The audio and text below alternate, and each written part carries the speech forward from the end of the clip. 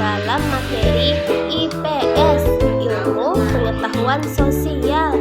Nah teman-teman, pada tema ini, sekarang tema 2 ya teman-teman. Pada tema 2 ini, subtema kita tentang selalu berhemat energi. Nah, KD kita pada tema 2 adalah karakteristik ruang dan pemanfaatan sumber daya alam. Teman-teman lihat ya materi ustazah nanti. Sebelum belajar kita baca doa dulu ya teman-teman. A'udzu billahi minasyaitonir rajim. Bismillahirrahmanirrahim.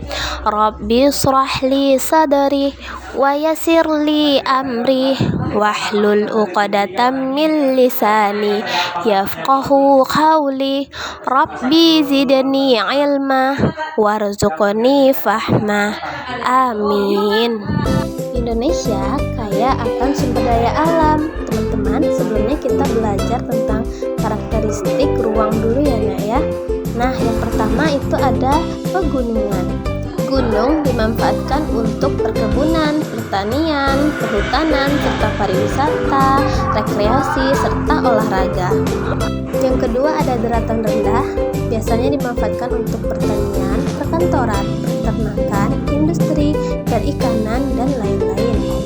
Selanjutnya pantai dan laut dimanfaatkan untuk peternakan, pariwisata, olahraga, transportasi, perdagangan, dan lainnya. Berikutnya sungai sebagai jalur transportasi, irigasi, PLTA, perdagangan, olahraga, serta perikanan. Akhir ada danau dan waduk, biasa dimanfaatkan untuk irigasi, PLTA, olahraga, pariwisata, dan perikanan. Berikut ini adalah karakteristik wilayah Indonesia. Nah teman-teman, Indonesia itu sangat luas kan, serta kaya akan sumber dayanya.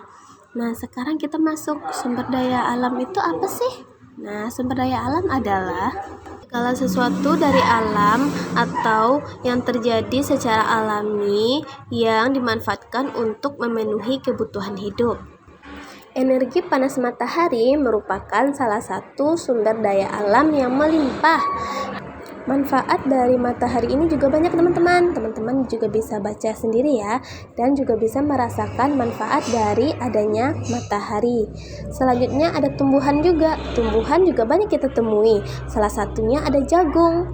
Nah, jagung ini sumber daya alam yang harus dibudidayakan. Sumber daya alam ini teman-teman, Masya Allah, diberikan secara cuma-cuma oleh Allah untuk kebutuhan umat manusia. Nah, teman-teman harus bersyukur ya, karena kita tidak lagi kesulitan untuk mendapatkan kebutuhan-kebutuhan seperti di masa pandemi ini. Sumber daya alam terbagi atas dua. Yang pertama, sumber daya alam yang dapat diperbaharui. Artinya, ini dapat dihasilkan kembali setelah digunakan, serta tidak akan habis jika kita gunakan secara bijak. Yang kedua, sumber daya alam yang tidak dapat diperbaharui. Ini maksudnya yaitu dia dapat dihasilkan kembali namun memakan waktu yang relatif lama. Nah teman-teman, sekarang teman-teman bisa baca ya contoh pemanfaatan sumber daya alam yang dapat diperbaharui. Yang pertama ada hewan, tumbuhan, air, udara, tanah, matahari. Nah, selanjutnya contoh pemanfaatan sumber daya alam yang tidak dapat diperbaharui seperti minyak bumi, emas, tambang, batu bara, besi. Jika habis, kita memerlukan waktu yang lama untuk mendapatkannya kembali. Nah, teman-teman, sumber daya alam yang kita miliki wajib untuk dimanfaatkan dan diolah dengan baik serta bijak.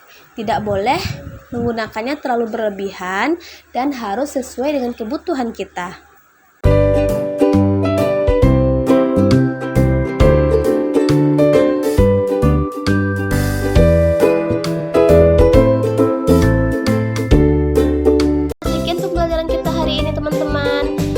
Boleh mengerjakan tugas, dan jikalau teman-teman masih belum paham tentang materi hari ini, teman-teman boleh menanyakan langsung kepada wali kelas masing-masing ya teman-teman. Syukran, Ustazah tutup dengan membaca hamdalah.